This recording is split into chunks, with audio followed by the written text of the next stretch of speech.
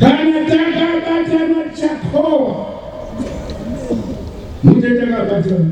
Zirimo mbali. Berenga Colossians 15. Verse 58. Vakorinde wokutanga 15 verse 58.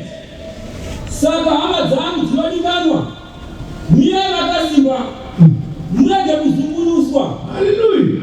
Mubatire Ishe zvikuru nguva dzose, muchiziva kuti kubata kwenyu hakungavi pasina munashe. Muchiziva kuti kana makabatana muchishanda pamwe chete muchakova.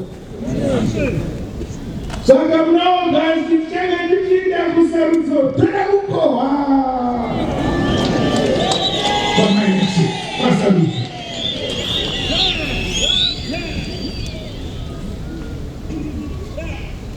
Kana vatungamiri vehurumende yemuRwanda vachipota vachiuya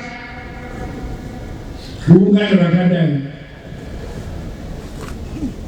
zvinobatsira kana ini president wavo kuti vavanhu vakanaka.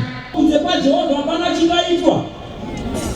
Pavhesi 1, kana Jehovha asingavakimba, vavaki vayo vanobata pasina. Haleluya! Ndatara kuti nyika inovakwa nevanhu hatingaivaki nyika iyi tisina ruoko rwaJehovha.